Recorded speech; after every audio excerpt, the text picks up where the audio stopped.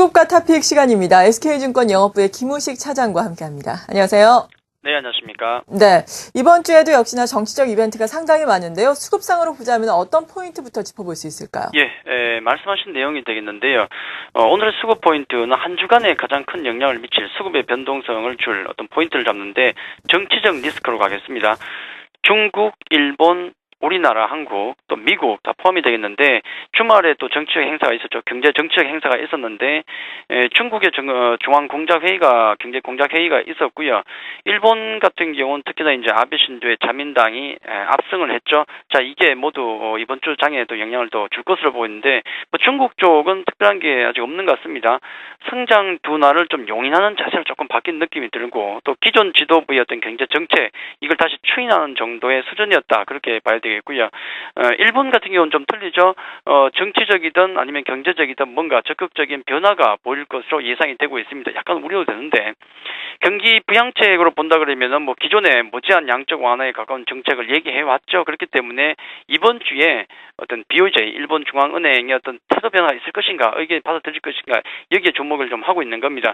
일본의 부양책 추가적인 어떤 엔화 약세 같은 경우로 이어질 가능성이 높죠. 우리에겐 또 어떻게 보면 경쟁 관계이기 때문에 오늘 보시면은 자동차주의 약세는 이와 절대 무관치 않다는 생각이 들고 특히나 최근 엔화 약세의 추세 같은 경우가 조금 심상치 않거든요. 해서 이 부분이 주목되지 않을까 하는 생각이 들고 이번 주에 관련해서 어떤 정치적인 리스크들이 있는지 그림을 통해서 일정을 좀 살펴보도록 하겠는데요. 자, 우선 19일 수요일 같은 경우는 휴장이죠. 우리나라 제18대 대통령 선거가 있습니다. 이것도 정치적 리스크입니다. 그렇죠? 크게 영향은 없을 것 같지만은 일단 있고요. 경제 지표부터 보시면은 경제 지표는 우선 많은 지표들이 있겠지만은 건축 관련 지표가 많습니다. 주택 착공, 건축 허가, 또 기존 주택 판매 등등에서 이번 주 이어지는데 아마 건축 경기 관련해서 미국의 건축 경기 관련해서는 바닥을 지금 형성하고 있다라고 보는 게 일반적인데 아마 내년에 먹거리를 위해서 대단히 중요하죠. 이 부분 좀 체크하는 게 중요할 것 같고 자, 경제 지표는 그 외에 경기 수행지수도 있긴 하지만은 크게 볼 건 없다 생각이 들고요. 중요한 건 역시 정치적 리스크.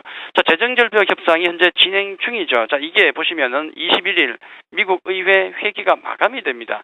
어떻게 보면 공식적으로는 데드라인이라고 할 수도 있겠지만 사실 회기 끝나도 정치권의 협의가 계속 진행이 되고 합의만 보면 되는 거죠. 하지만 금요일까지 어떤 결과물이 없다 그러면은 시장은 조금 단기적으로 불안해할 수도 있다는 점은 염두에 두셔야 되겠죠. 자, 이 부분이 있겠고 우리 국내의 어떤 선거는 말씀드렸고 특히나 이제 수요일 보시면은 일본에 아까 자민당의 압승이 있었기 때문에 일본 BOJ에서 통화정책회의가 19일부터 20일까지 이어지는데 자, 어떤 완화 정책이 나올 것인가 아니면 이번에 넘어갈 것인가 자, 그런 부분이죠. 이게 엔화 약세 추세를 또 결정하기 때문에 우리 국내 경쟁 기업들에서는 대단히 중요한 것이 아닌가 하는 생각이 듭니다.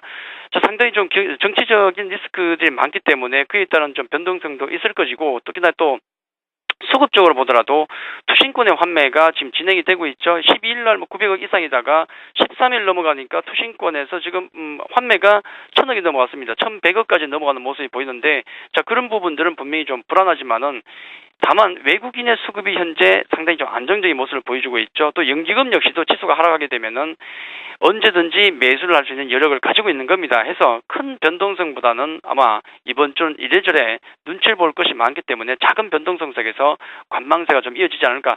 다만 물론 재정절벽에 대한 해결 이게 나오면은 위쪽으로 방향을 바꾸겠죠. 그 전까지는 작은 변동성 속에서 관망세를 보이지 않을까 그렇게 예상할 수 있겠습니다.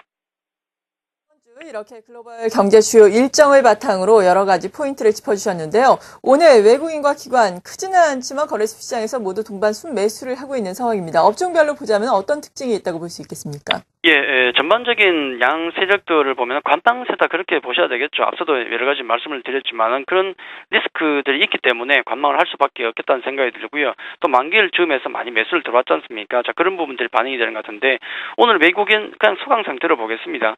전기전자, 운수장비 정도 매도가 살짝 나오고요. 또 서비스라든지 금융철강, 음식료 쪽에 매수가 들어오는데 어떤 추세적인 흐름은 보이지 않습니다. 그냥 쉬고 있다 정도로 보시면 좋을 것 같고 매수 종목을 보더라도 그냥 고르게 약하게 섞여 있는데 KB금융도 보이고요. 삼성중공업, 삼성물산 조금 주목받고 있죠. 현대건설도 보이고 특히나 SK하이닉스 같은 경우는 최근 수급이 좋습니다. 자, 이런 정도의 모습을 보일 뿐이지 외국인들은 현재 소강 상태 진행 중이다. 그렇게 말씀을 좀 드리겠습니다. 네, 그리고 기관의 매매 동향은 어떻게 보시는지 궁금하고요. 이에 따른 투자 전략까지 함께 설명을 해주시죠. 예, 기관들 같은 경우는 역시 투신권의 매도 오늘도 나오고 있지 않습니까? 환매에 따른 매도, 자 이게 가장 중요하겠고요.